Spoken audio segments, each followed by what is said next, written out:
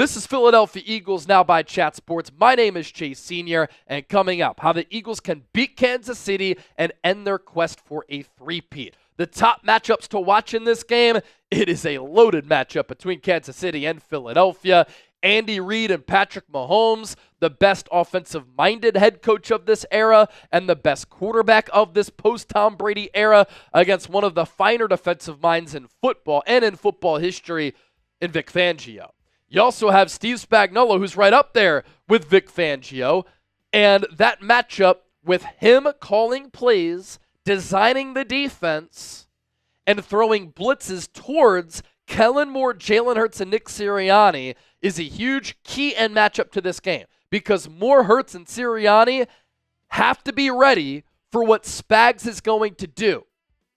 The Eagles' interior defensive line is a strength of that Eagles defense. Well, guess what? Jalen Carter, Milton Williams, Moro Ajomo, Jordan Davis, they're really, really good players. But the Chiefs' interior offensive line is also fantastic. Ever since the Chiefs lost to the Buccaneers in the Super Bowl a few years ago, the Chiefs have done a great job of bulking up the offensive line, knowing we have to keep Patrick Mahomes clean. And the only way we can pretty much lose is if there's a pass rush that is generated on Mahomes, and if there is an interior rush, which muddies up the pocket and blurs the sight line of Mahomes. The Eagles' interior offensive line against the Chiefs' interior defensive line, led by Chris Jones. These injuries for Cam Jurgens and Landon Dickerson loom large, and Chris Jones makes big play after big play, and he can take over games by his lonesome.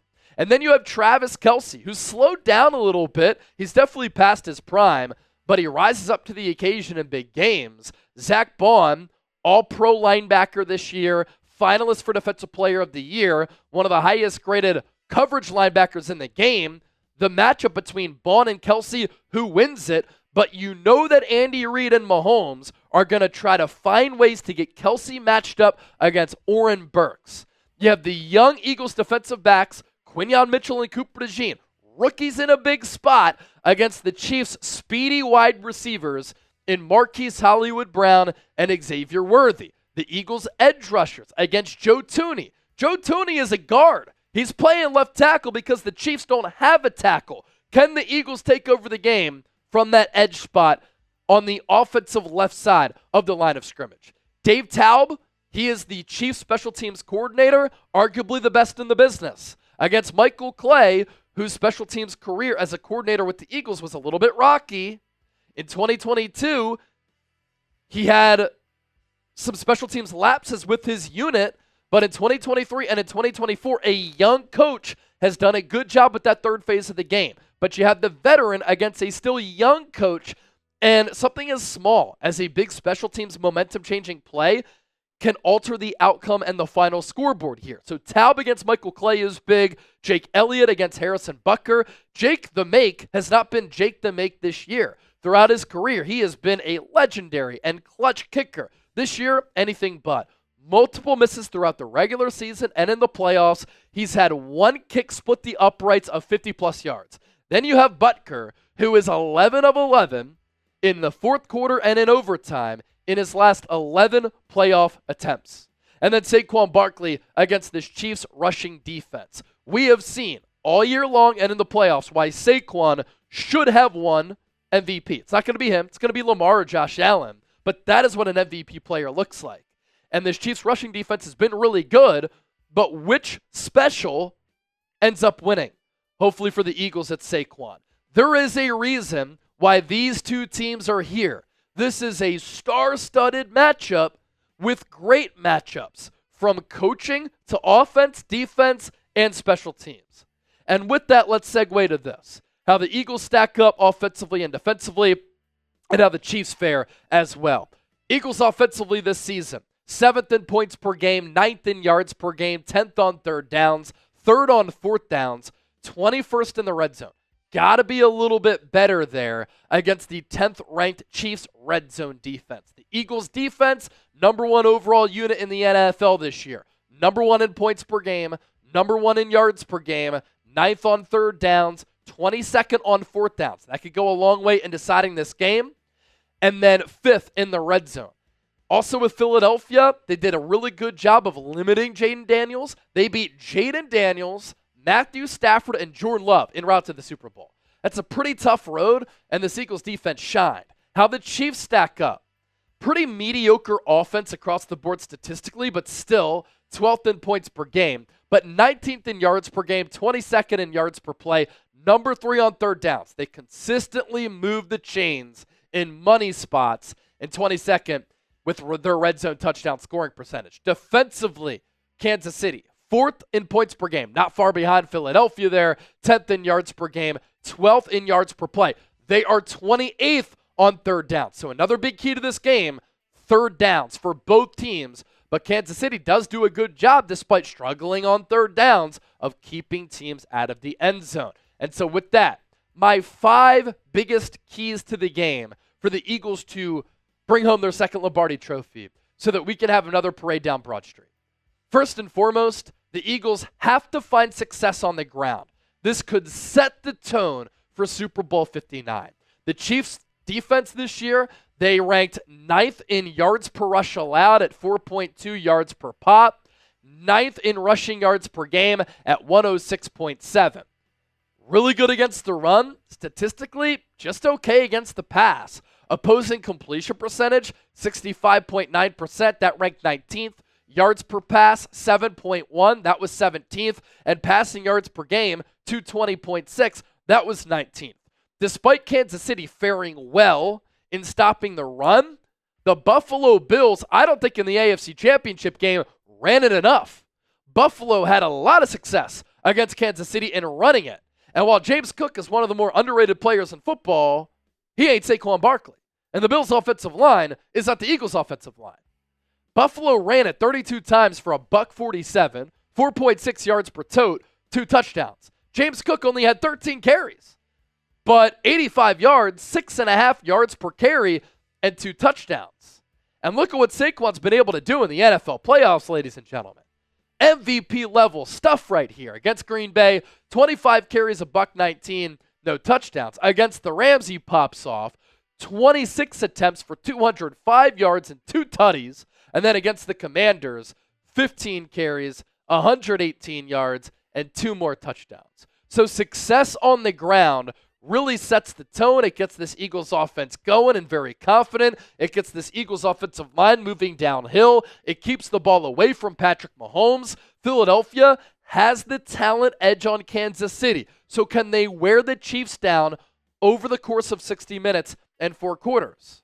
That's how you can win this game partially. And Saquon's home runs, it's like he's going off for one every single week. He's done it all year. Momentum-changing scoring plays. Key to the game number 2. The Eagles have to be prepared for the confusing, complex, creative, and exotic blitzes from Steve Spagnuolo. You can know that pressure is coming because the Chiefs load up the line of scrimmage and they load the box, but he gets so creative with these twists, stunts, delays, all of these different designs and iterations that he finds a way to have a free corner blitz coming, and then the quarterback has to get rid of it, and he makes an errant throw. The Chiefs blitz 35.6% of the time. That is 5th in the NFL, and on crucial downs, he's going to bring the house. Jalen Hurts historically has struggled against the blitz. Against Washington, he was awesome. Keys to the Eagles' passing game here. Kellen Moore, Nick Sirianni, and Jalen Hurts, in their game planning preparations, have to come up with answers against the blitz and those confusing looks. Because sometimes Spags will fake the blitz, where there's a lot of bodies around the line, they'll drop people back, and sometimes you can bait quarterbacks into throwing a pick. What I liked what the Eagles did against Washington, knowing that Dan Quinn was going to send pressure, was creative play calls and play designs from Kellen Moore that we hadn't seen all year. Pop pass to Devontae Smith, end around to Dallas Goedert, getting Jalen Hurts out on the run because he's comfortable throwing it on the move, but getting the ball out quickly. The offensive line protections will be paramount against Kansas City. And I hope that Jalen Hurts can repeat that Commanders performance. He's certainly capable of doing it. We've seen it time and time again. Can he do it 2 times in a row? And you know what the way to to slow down the blitz is run the ball. If the Chiefs send the house, delayed handoff out of the shotgun, you get your blockers downfield out in front to that second and third level, it could be another home run for Saquon. This is what I need Hurts to do against Kansas City. What he did against Washington, where he completed 71.5% of his passes, 246 yards through the air, 4 total touchdowns, no picks, a passer rating of 110.1. Against Green Bay, he accounted for 2 touchdowns. Against the Rams, he kept the ball out of harm's way once again. Against the Commanders, he accounted for 4 touchdowns. Jalen Hurts has not turned the football over at all in the playoffs. He has to have a clean sheet in this game. Key to the game number 3, pressure Patrick Mahomes and have disciplined pass rush lanes. You also have to be aware of the quarterback keeper on the read option, the RPO, or design quarterback rollout and run for Mahomes. Also, what Andy Reid will do a lot, he will roll Mahomes to his throwing side. He will layer routes to give Mahomes throwing options, but a running option. And so often he does this on 3rd and 4th downs, where he has Mahomes out on that sprint out, and you're trying to cover the flat, but he has the speed to get the edge, good agility and mobility and physicality with how he runs in finding success on the ground. But also, if you don't have disciplined pass rush lanes, Mahomes will see that gap. He'll see that sliver of daylight, and he'll take off, and some of those plays are back-breaking plays. It crushed the Eagles in Super Bowl 57. There is a formula to beating Patrick Mahomes. We saw it in 2020. The Buccaneers team with Tom Brady at quarterback, Todd Bowles as defensive coordinator, really special Buccaneers defense. They had a Super Bowl record 29 pressures against Mahomes. The Bucs also got pressure with only 4 guys on 16 of 46 pass rushing snaps. And so the interior rush for Philadelphia will be key. Disciplined pass rushing lanes will be huge. Generating pressure with 4 and not having to blitz could win the Eagles this game too. And I know that the Chiefs offensive line was banged up that year, no doubt about it.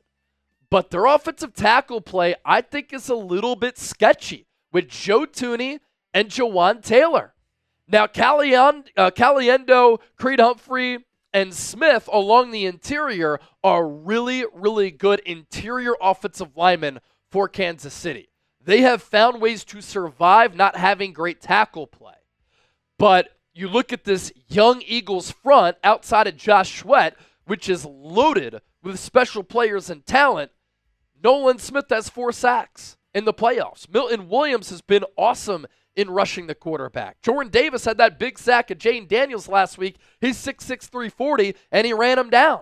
Jalen Carter is up there with Chris Jones, 2 of the most dominant overall football players in the game, and Josh Sweat is a really good edge rusher. Can this Eagles defensive line win their matchup against Kansas City? They did not do that in 2022. 70 sacks in the regular season, no sacks in the Super Bowl. If that happens again and history repeats itself, the Eagles will not win. They have to get to Patrick Mahomes and make his night a long one. Key to the game number 4. All eyes for this Eagles defense have to be on Travis Kelce at all times, especially on 3rd down, 4th down, and in the red zone. Yes, he is slowed down a bit, but he comes up huge in clutch games. He has another gear once the postseason comes around, and he has this innate ability alongside Patrick Mahomes to make the big play. He's his right-hand man, and sometimes you feel as though Patrick Mahomes and Travis Kelce have eyes in the back of their head because they always find a way to link up. But if you take Travis Kelce away, I really think this Chiefs offensive skill talent is pretty average. Marquise Brown is not a complete wide receiver. He's a speed threat. Xavier Worthy has really had an impressive rookie season, but at times, he's a gadget guy. He doesn't have every route to his route tree like a Devontae Smith or an A.J. Brown. He's that vertical weapon, and Andy Reid will get creative with finding ways to get him the football on bubble screens, jet sweeps, and reverses to utilize that speed. And they'll also try to draw up some vertical shots. Juju Smith-Schuster would be washed for any other team, but of course he's doing a fine job with Kansas City, but the Eagles can shut him down. And then the Chiefs are going to go with the running back rotation. whoever has the hotter hand. But Kareem Hunt is old, doesn't give the Chiefs explosive runs. Isaiah Pacheco runs hard, but that ankle injury, I think, has slowed him down a little bit. Samaje Perine, not a bad third down back or a third option, but he doesn't scream special by any means. But this is what happens when you have such a great play designer and play caller in Andy Reid and such an elite quarterback in Patrick Mahomes. You load up that defense, you improve on the offensive line, and then the special quarterback and special head coach are able to make it work. I also want to pop this back up, and we've talked about this here on the show a few times. When Dre Greenlaw went out in the Super Bowl for the Niners last year, Oren Burks came in, and when he was matched up against Travis Kelce, he was targeted 9 times, gave up 9 catches, a touchdown, allowed a passer rating of 134.7, and had a Pro Football Focus coverage grade of 32.1. Reid and Mahomes and Kelce will look to target Burks and try to get Kelce matched up on him. Vic Fangio's done a really good job of putting Burks in a position to succeed, and he's made some really big plays for the Eagles here during the playoffs. The huge hit on Nixon on the opening kickoff to force the fumble, the batted down pass on Matthew Stafford in the divisional round, and then the peanut punch on Austin Eckler. Oren Burks, I need you to do it again, my man. Key to the game number 5. The Eagles have to play clean and make the big plays. If this game is close, whichever team does not turn the ball over and whichever team comes through in the clutch spot has such a better chance of raising the Lombardi Trophy to see that team's colored confetti fallen from the sky. The Eagles are up in the turnover battle in the playoffs, 10-0 defense and special teams. The Chiefs, on the other hand, have won 17 straight one-score games. And the little things are really going to add up in this ball game. When there are opportunities to seize momentum, the Eagles have to capitalize on those opportunities. They did it against Washington after they missed out on that opportunity early.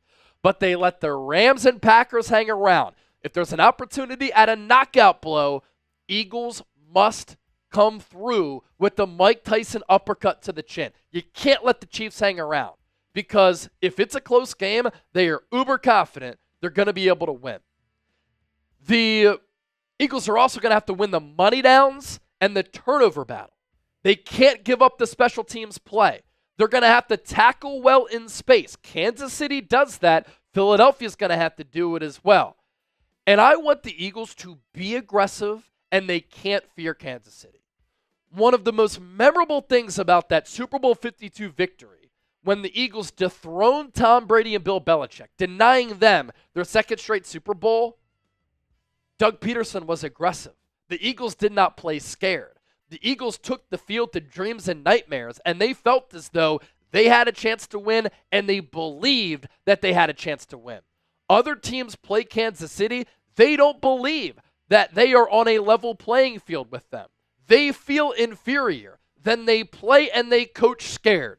Dog mentality all the way, and the Eagles have to play fast, physical, clean ball. Patrick Mahomes is 8-0 against Vic Fangio in his career. He has fared well in those games in the win-loss column. 10 touchdowns, 2 picks. But the Chiefs' overall EPA per play in those games against Vic Fangio is lower than the season average. And when Vic Fangio was the head coach of the Denver Broncos, that's when Mahomes had Tyreek Hill and Travis Kelce, and they had more skill talent on the offensive side of the football. Of course, it comes down to this too. Will Kansas City be able to do it again? Will they be able to pull magic out once again? They are unbelievable in close games, and with situational football, they are 17-1 with their starters playing this year. Their lone loss on the road against Buffalo, but their win probability has been less than 30% in 7 of those games. So sometimes the ball bounces their way. Sometimes the officiating calls do favor Kansas City. It's not taking anything away from them. They're so special, and they deserve credit for all the success that they've had. But the ball has bounced their way, and they've gotten some beneficial calls from time to time. The data and the analytics back that up. What's also notable is that this Chiefs defense since week 8, pretty long sample size, is 21st ranked in the NFL with that defense. And then offensively, they can't really generate explosive runs or deep passes. And that's why I think this matchup could favor the Eagles. So I want you to predict the score. Kansas City Chiefs, Philadelphia Eagles, Super Bowl 59. Who you got, and be precise with it. And give me a score prediction down in the comment section. And now it's time for the drum roll. My prediction. The Eagles back in 2017 beat Tom Brady and Bill Belichick. The Eagles here during the 2024 season, flipping the calendar to 2025, can beat Patrick Mahomes and Andy Reid. It is not going to be easy. The margin for error is going to be razor thin. The Eagles are going to have to play nearly a perfect game. They're going to have to do all of the little things right. And even though Kansas City is better at quarterback and head coach, I do believe that the Eagles' talent can carry them to a victory. Nick Sirianni can't coach scary. He's going to have to manage the game well. Jalen Hurts is going to have to play well. The Eagles' offense is going to have to be multiple. They're going to have to generate explosive plays in the air, convert on 3rd and 4th downs, convert in the red zone. The difference between a touchdown and 3 in the red area is going to be huge. They're going to have really good pass protection. They're going to have to run the ball like they've been able to run it all year long. Defensively, they're going to have their coverages tidied up. They can't have scheme and coverage breakdowns and confusion. They're going to have to generate a pass rush, sack Mahomes, and win the turnover battle. They're going to have to win on special teams. If the Eagles do those things, I think they win 31-29. They bring their second Lombardi trophy back to Philadelphia, and then we get to see another parade coming down Broad Street. I need it. I think it happens, so let's fucking do it.